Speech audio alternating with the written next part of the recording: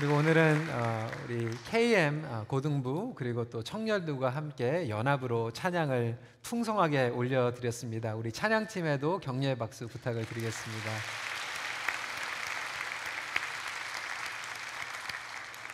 우리 좌우에 계신 분들과 함께 인사하겠습니다. Happy Easter 이렇게 인사할까요?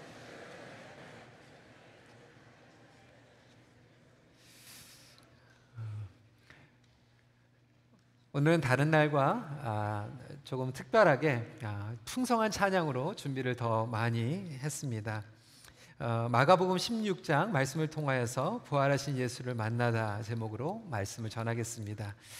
온전한 믿음은 부활하신 예수 그리스도를 만남으로 이루어집니다.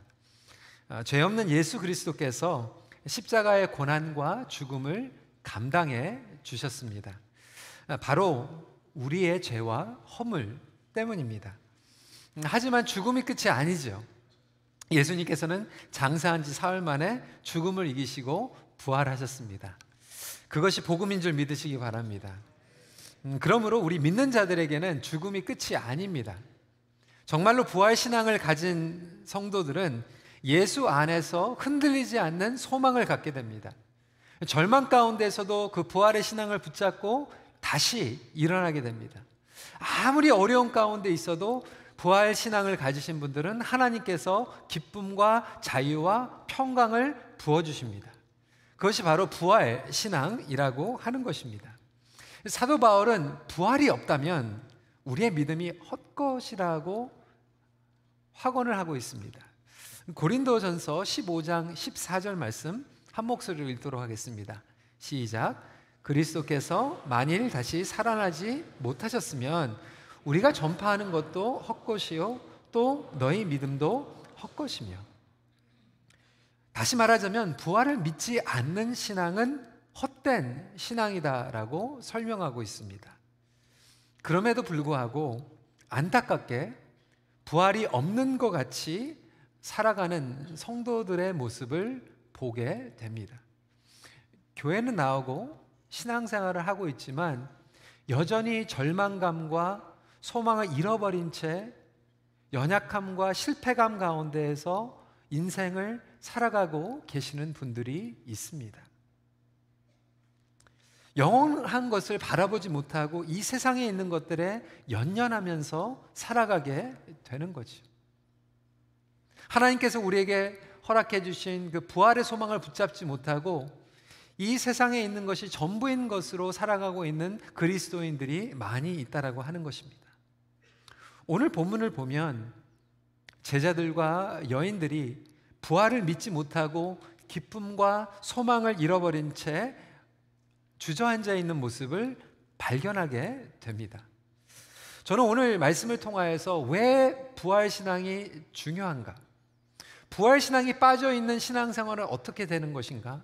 그리고 부활신앙을 가진 성도들에게는 어떠한 표적이 드러나는가에 대해서 함께 나누길 원합니다. 첫 번째로 부활을 믿지 않고도 신앙생활을 할 수 있다라고 하는 거예요. 여러분, 이것은 굉장히 심각한 이야기입니다. 아니, 부활을 믿지 않는데 어떻게 신앙생활을 할 수 있을까요? 제가 수년 전에 한번 캐나다 연합교회 목사님과 1대1로 미팅을 하다가 충격을 받게 되었습니다. 이 목사님의 말은 이렇게 시작을 합니다. 예수님의 티칭이 너무나도 좋은 티칭이라고 하는 거예요. 예수님께서는 우리에게 꼭 필요한 말씀을 주셨다라고 하는 거죠. 예수님은 가난한 사람들을 섬기셔서 우리는 그것을 배워야 되고 겸손한 마음으로 또 섬김의 자리에 가셨기 때문에 똑같이 배워야 된다라고 하는 거예요. 예수님이 죄가 없으신데도 불구하고 우리를 위하여서 희생적 사랑으로 십자가에 돌아가신 것도 믿는다고 이야기했습니다. 하지만 그 목사님 마지막 부분, 하지만 예수님께서 부활하신 것은 못 믿겠다라고 하는 거예요. 하지만 나는 예수님을 따르기 때문에 기독교인이라고 자신 있게 말할 수 있다라고 설명하는 거였습니다. 여러분, 부활을 믿지 않고서도요, 종교 생활을 할 수 있어요. 부활을 믿지 않고도 얼마든지 우리가 사람들을 섬기고 신앙생활을 한다라고 여길 수 있다라고 하는 것입니다. 분명한 것은 부활을 믿지 않은 신앙은 온전한 신앙이 아닙니다. 그럼에도 불구하고 너무나도 많은 교회 다니는 성도들이 부활을 믿지 않고 신앙생활을 하고 있다라고 하는 거예요. 어떻게 가능할까요? 첫 번째로 그것은 인간적 관계에 의한 신앙생활입니다. 의리 때문에 나오는 거예요. 충성심 때문에 나오게 되는 것입니다. 감사함 때문에 신앙생활을 하는 거예요. 물론 다 그런 경우는 아니지만 특히 우리 북미, 미국이나 캐나다 같은 경우에는 기독교 문화와 국가에서 살아가고 있습니다. 그러니까 교회에 나오면 사람들을 만날 수가 있어요. 교회 나오면 한인들을 만날 수 있어요. 교회 나오면 우리 자녀들이 조금 한인 2세들, 3세들과 좀 만나서 결혼할 수 있지 않을까, 이런 바람도 가질 수 있습니다. 저는 그것이 잘못된 것이라고 생각하지 않습니다. 하나님께서는 우리의 친구의 관계도 사용하셔서 전도를 하시기 때문에 그렇습니다. 근데 문제는 거기에서 머문다라고 하는 것입니다. 어떤 분들은 예수님께 받은 그 티칭이 너무나도 감사해요. 예수님께서 나에게 주신 그 감동과 예배에서 드리는 그 은혜가 너무나도 내 마음 가운데 짠하기 때문에 무언가를 하고 싶은 마음이 생길 수가 있습니다. 오늘 본문에 보면 여인들의 정성과 헌신을 보게 됩니다. 그들은 예수님께 공생의 사역 때 너무나도 큰 은혜를 받았어요. 병의 고침을 받았고 귀신이 쫓김에 나감을 경험했습니다. 그렇게 그들은 그 예수님의 은혜를 갖고 싶었어요. 십자가에서 돌아가신 예수님을 그냥 놔둘 수가 없었어요. 죽은 시체라도 무언가를 해야 될 것만 같았습니다. 그래서 오늘 1절 말씀은 예수께 바르기 위하여 향품을 사다 두었다가, 하지만 안타까운 사실은 여기까지만 해도 그 여인들은 예수님의 부활을 믿지 못했습니다. 성도 여러분, 혹시 저와 여러분들의 모습이 그렇지는 않습니까? 교회에 나와서 예수님이 좋아서, 예수님의 가르침이 좋아서, 나에게 온 은혜와 감동이 있기 때문에 사람들과 함께 있는 것이 좋아서 교회에서 열심히 섬깁니다. 무언가를 해야만 할 것 같아요. 그런데 가슴 깊이 우리의 믿음 가운데에서는 말씀도 좋고 섬김도 좋은데 부활을 믿지 못해요. 저는 그런 일들을 종종 보게 됩니다. 신앙생활을 오랫동안 하시고 직분도 받으셨는데 나중에 임종 때 보면 부활의 확신이 없는 거예요. 얼마나 안타까운지 모릅니다. 12절 말씀에 등장하는 시골로 내려가는 두 사람도 마찬가지였어요. 이들은 엠마오로 내려가는 두 제자였습니다. 모든 꿈과 소망을 잃어버린 채 내려가고 있었던 그들에게 부활하신 예수 그리스도는 만나주셨어요. 예수님을 만나고 나서 다시 돌아가게 됩니다. 친구들이 돌아오니까 제자들이 다시 함께 모였어요. 여러분, 제자들이요 부활을 믿지 않았어요. 그런데도요 참 의리가 있죠. 잘 모여요.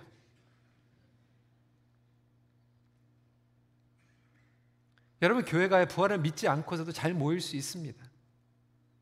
자선단체들 보면요 잘 모입니다. 하지만 오늘 우리가 예배드리고 있는 이 자리에 부활하신 예수 그리스도를 믿지 않는다라면 YMCA와 별다른 차이가 없다라고 하는 거예요. 단순한 소셜 게더링밖에 될 수 없습니다. 너무나도 기뻐서 제자들이 친구들에게 가서 기쁜 소식을 전하였는데 13절에 보니까 어떻게 기록하고 있습니까? 두 사람이 가서 남은 제자들에게 알리었으되 역시 믿지 아니하더라. 동료들이 다시 찾아오니까 제자들은 모였지만 믿지 아니하였다라고 기록하고 있습니다. 혹시 성도 여러분, 이 자리에 앉아 계시는 여러분들 가운데서도 부활의 주님을 찬양하고 있지만 그 부활의 확신이 없는 분들이 앉아 계시지는 않으십니까? 신앙생활을 하고 있어요. 의리가 있고요, 관계가 있어서 체면이 있고 여태까지 같이 신앙생활한 것들이 있기 때문에 와서 봉사까지 합니다. 예수님께 향품까지 바릅니다. 하지만 마음 깊은 가운데 부활에 대해서는 자신이 없어요. 지난주에 저희 교회에서 유아세를 베풀었어요. 오늘 EM도 유아세를 많이 베풀었어요. 얼마나 감사한지 몰라요. 저는 2대, 3대 기독교 가정에서 자라난 친구들을 보면 참 부러울 때가 많이 있어요. 왜? 어렸을 때부터 하나님의 말씀으로 자라는 그 축복이 얼마나 큽니까? 저는 1세대 그리스도인이거든요. 그런데 동전의 양면과 또 마찬가지일 것 같아요. 반대편으로 생각해서 만약에 우리가 정말로 태어났는데 자라났는데 기독교 환경에서 태어나지 못하고 만약에 저와 여러분들이 핍박받고 있는 북인도나 모슬람 나라나 중국 같은 데에서 여러분들이 지금 신앙생활을 하고 있다라고 한다면, 그래서 예수 그리스도를 믿을 동시에 여러분들이 집안에서 쫓겨나고 여러분들의 집이 불태워지고 여러분들이 감옥에 들어가는 그런 상황 가운데 있다라면 얼마나 많은 성도들이 예수님께서 부활하셨습니다라고 하는 담대한 믿음을 가지고 선포할 수 있을까? 그 질문을 저와 여러분들이 해봐야 된다라고 하는 거예요.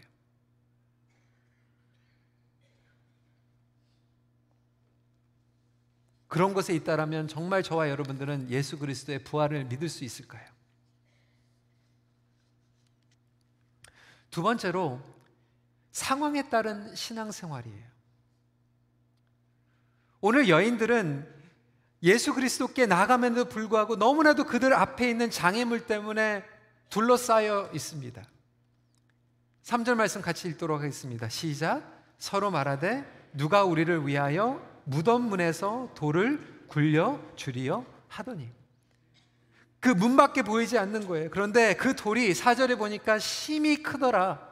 영어 성경을 보면 they were overwhelmed by big stone 이라고 이야기하고 있습니다. 그들에게 주어진 상황이 너무나도 컸던 거예요. 두려웠어요. 무서웠어요. 모든 것을 정성스럽게 준비했지만 이러한 기본적인 장애물 때문에 염려하고 있는 여인들의 모습을 보게 됩니다. 8절 말씀 읽어볼까요? 시작.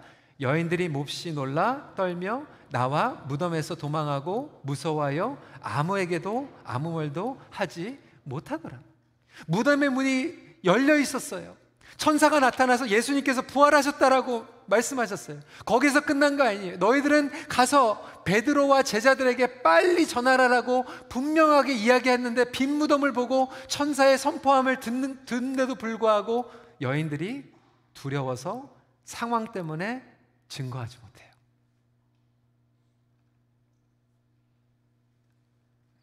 여러분, 상황에 따른 신앙은요, 두려워하는 신앙입니다. 교회 나와서는 우리가 주님 할렐루야 주님 부활하셨습니다 라고 선포하고 있지만 교회 바깥에서 우리의 일터에서 직장터에서는 예수님께서 부활하셨다라고 선포하지 못하고 두려움 가운데서 침묵하는 신앙이에요. 한마디로 이야기하면 껍데기만 있는 신앙입니다. 상황에 따라서 왔다 갔다 하면서 타협하는 신앙입니다.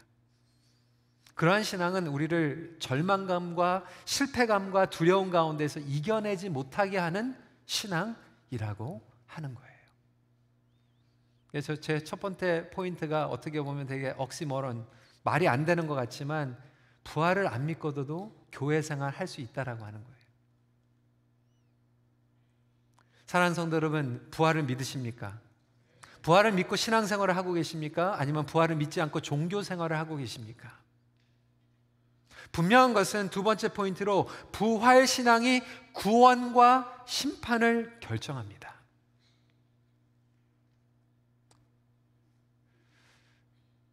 예수님께서는 여기에 대해서 타협이 없으시고 단호하게 말씀하십니다. 예수님께서는 부활을 믿지 않는 자들을 완악한 자들이라고 말씀하고 계세요. 14절 말씀 읽도록 하겠습니다. 시작. 그 후에 11 제자가 음식 먹을 때에 예수께서 그들에게 나타나사 그들의 믿음 없는 것과 마음이 완악한 것을 꾸짖으시니 이는 자기가 살아난 것을 본 자들의 말을 믿지 아니할지로라. 여러분, 제자들이 열심히 잘 모였어요. 예수님이 십자가에 돌아가신 것을 믿었어요. 그런데 부활하신 것은 믿지 않았어요. 예수님께서 제자들을 질책하십니다. 부활을 믿지 않는 믿음은 예수님을 믿는 믿음이 아닙니다. 예수님께서 말씀하시는 온전한 믿음은 부활까지 믿는 믿음입니다. 그래서 여기 16절 말씀해 보니까 믿고 세례를 받는 사람은 구원을 얻을 것이요 믿지 않는 사람은 정죄를 받으리라. 제가 아까 말씀드렸던 그 목사님은 I'm a follower of Jesus라고 자신 있게 얘기했어요. 나는 예수님의 가르침을 따르는 사람입니다. 예수님의 십자가를 따르는 사람입니다.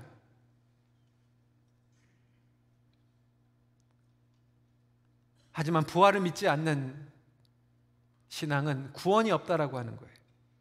오늘 여기에서 말씀하고 있는 이 믿음이라고 하는 것은 단순히 착한 일 하는 믿음이 아니에요. 좋은 가르침을 가리키는 믿음이 아니에요. 십자가에 돌아가신 믿음이 아니에요. 예수 그리스도께서 부활하신 믿음을 주님께서 말씀하고 계시는 거예요. 결국 부활을 믿고 있는가 믿지 않는가가 우리가 구원을 받았는가 심판 가운데 있는 것을 구분하고 있다고 16절 말씀은 우리에게 분명하게 이야기하고 있어요.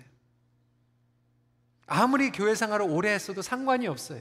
아무리 내가 종교 생활을 오래 했어도 상관이 없어요. 여러분 잘 들으세요. 내가 구원의 확신이 있다고 해도 상관없어요. 부활이 빠진 구원의 확신은 잘못된 확신이기 때문에 그래요. 잘못된 확신을 가지고 나아가는데 어떻게 구원을 받습니까? 예수님께서는 자신이 부활하실 것을 제자들에게 여러 번 말씀하셨어요. 마가복음만 봐도요 벌써 3번 이상 말씀하셨어요. 8장, 9장, 10장 3번이나 말씀하셨어요. 여러분 몇 주 전에 이야기 드린 것 같이 이 마가복음은요 소스가 어디입니까? 베드로예요. 베드로가 3번 들은 거예요. 왜? 베드로는 3번 듣지 않으면 알아듣지는 못하거든요. 그리고 예수님께서 베드로에게 내가 부활할 거야 3번이나 말씀하셨어요. 8장, 9장, 10장에서 말씀하셨어요. 그런데도 베드로는 믿지 못하는 거예요. 그거를 아신 주님께서 요한복음 보면 나사로까지 부활을 시키시고 표적으로 보여주시는데도 믿지 못하는 거예요. 그래서 예수님께서는 제자들에게 부활을 믿지 못하는 것을 완악하다, 강팍하다, 믿음이 없다라고 말씀하고 있는 것입니다. 제자들은 부활의 개념이 없었던 거예요. 그 당시 헬라 문화엔 부활 자체가 없었어요. 마침 노아의 홍수가 내릴 때 노아에게 비가 많이 올 테니까 방주를 준비해라. 노아는 비를 한 번도 맞아본 적이 없거든요.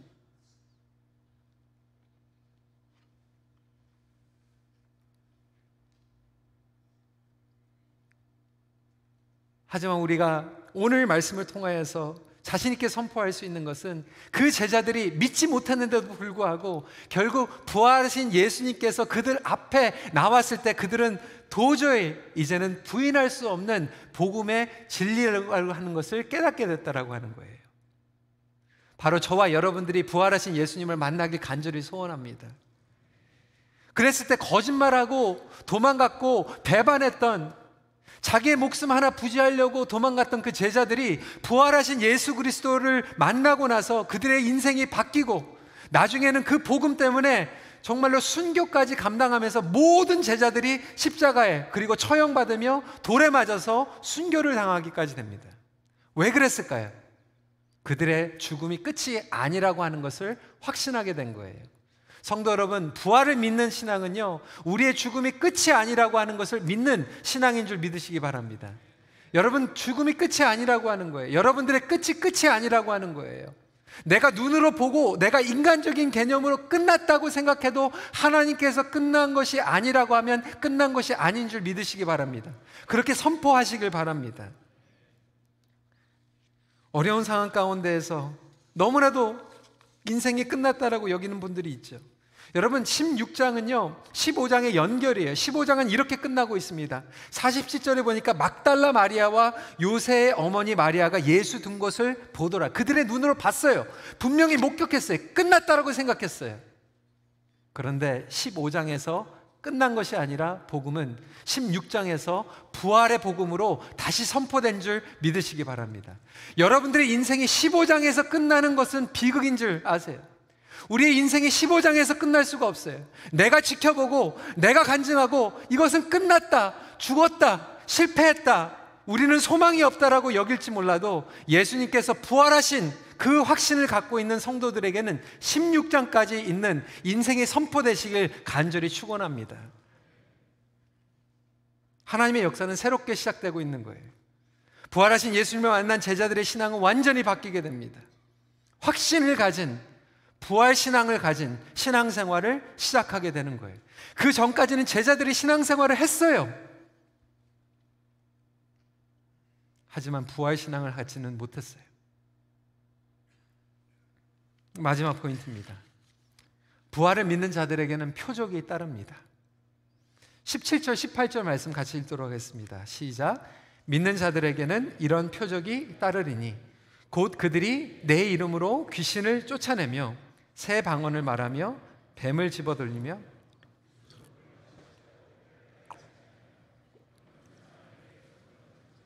나으리라 하시더라. 사실 이 구절은 굉장히 난이한 구절이에요. 어떤 분들은 그렇게 생각해요. 이제 부활을 믿으니까 정말 거침없는 믿음으로 살아가는 게 아닌가. 어떤 이단들은 정말로요, 뱀을 만지고 막 독을 마시고. 그러니까 한국 사람들은 원래 잘하니까 괜찮은데 한국 사람이 아니면 뱀을 만지면 안 되잖아요. 뭐 뱀에 막 술을 만들어 가지고.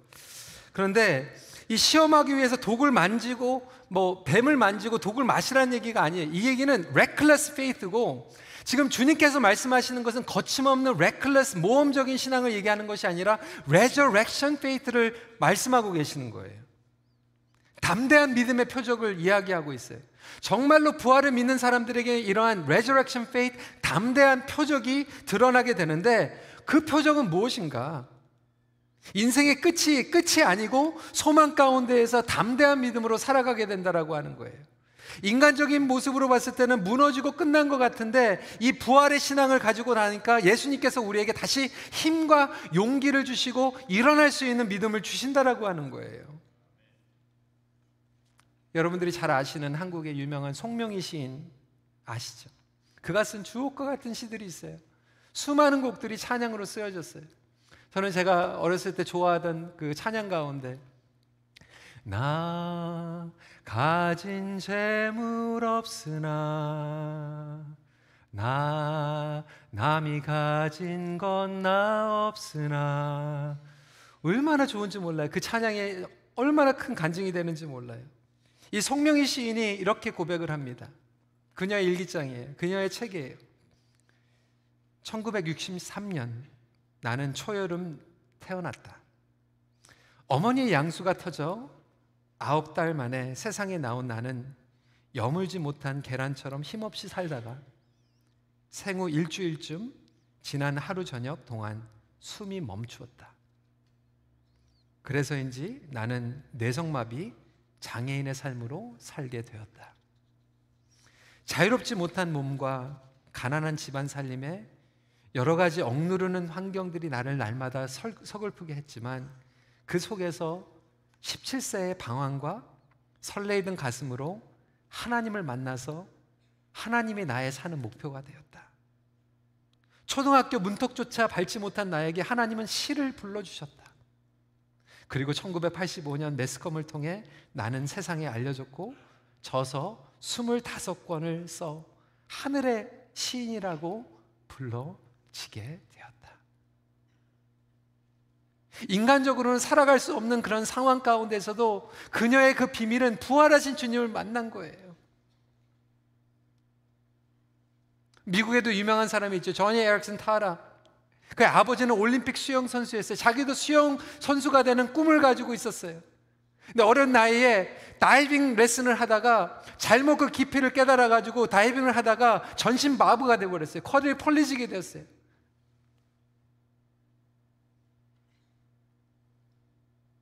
너무나도 하나님을 원망했어요. 근데 사춘기 시절에 부활하신 주님을 그녀가 만나게 됩니다. 그녀의 인생이 바뀌기 시작해요. 전 세계를 다니면서 부활의 소식을 선포하면서 담대하게 자신 있게 인생을 멋지게 누구보다도 살아가게 되었습니다. 남의 이야기가 아니에요. 저도 영어 목회를 하면서 정말로 어려운 상황 가운데 있는 성도들을 만나게 됐어요. 제가 결혼 주례를 하고요, 몇 년 있다가 임신을 했어요. 얼마나 감사한지 몰라요.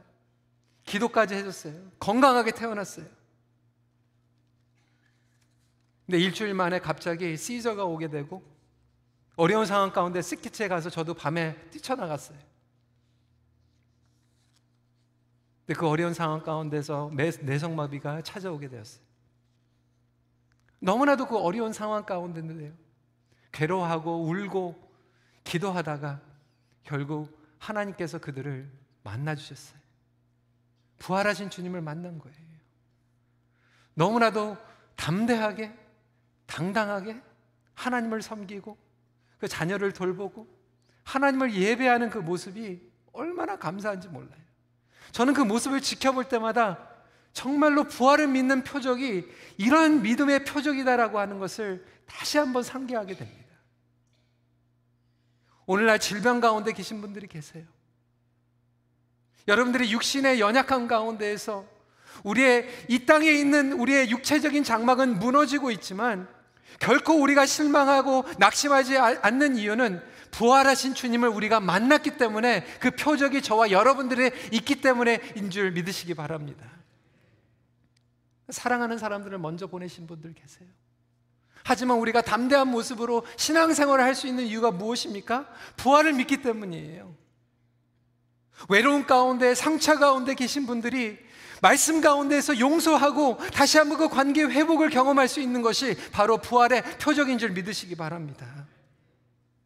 상황이 변하지 않는다고 해도 부활 안에서 우리는 완전하게 되는 담대한 믿음을 저희들에게 부어주고 계시는 거예요.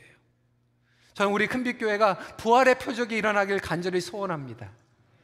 이 세상을 살아가면서 낙심하고 절망 가운데 있는 분들이 큰빛교회에 왔더니 야, 이 교회는 부활의 표적이 있구나.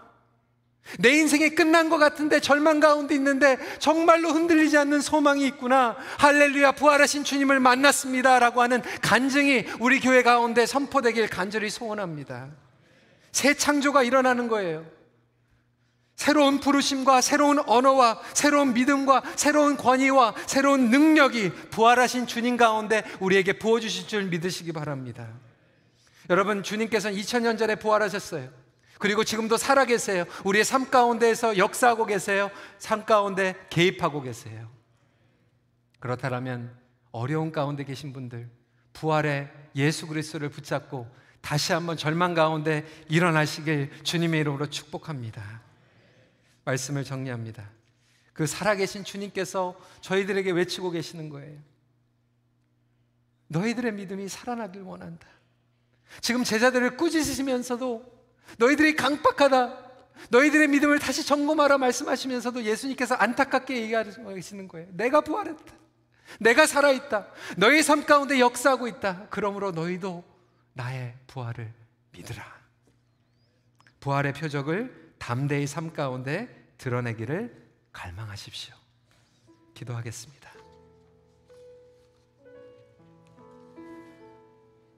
성도 여러분,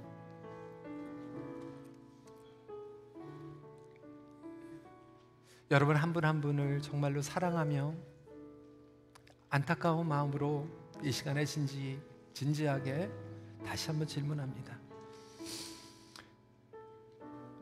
여러분, 혹시 여러분들이 부활을 믿지 못하고 신앙생활을 하고 계시지는 않습니까?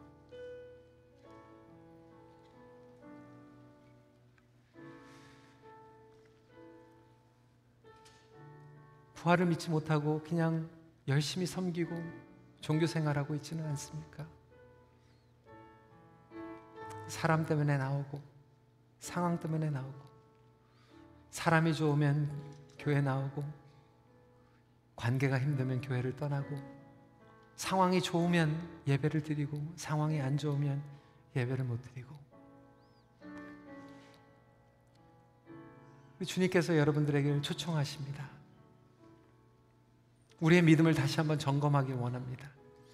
혹시 그 부활하신 주님을 한 번도 내 마음 가운데 구주로 영접하지 못하신 분들이 있다면 우리 이 시간에 교회 생활 오래 했던 상관이 없이 여러분들의 오른손을 가슴 위에 올려놓으시고 진지하게 기도하시길 바라요. 주님, 부활하신 주님을 만나길 원합니다. 여태까지는 주님의 그냥 말씀이 좋아서 왔어요. 주님 십자가에서 나를 위해서 희생하여 주신 거 감사해서 그 은혜 보답하려고 나왔지만 이제는 부활하신 주님을 내 구주로 영접하고 이제는 그 부활의 표적을 나의 삶 가운데 담대히 드러나며 부활의 소망이 나의 삶 가운데 드러나길 원합니다. 이 시간에 잠시 기도하는 시간 드리도록 하겠습니다. 기도하겠습니다.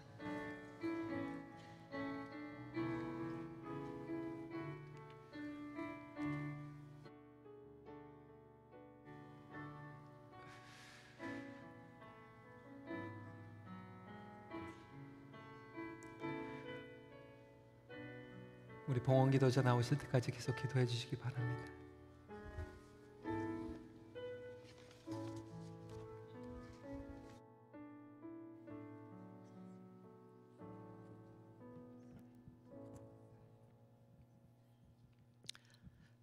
하나님 아버지, 부활절 아침에 찬양과 예배로 아버지께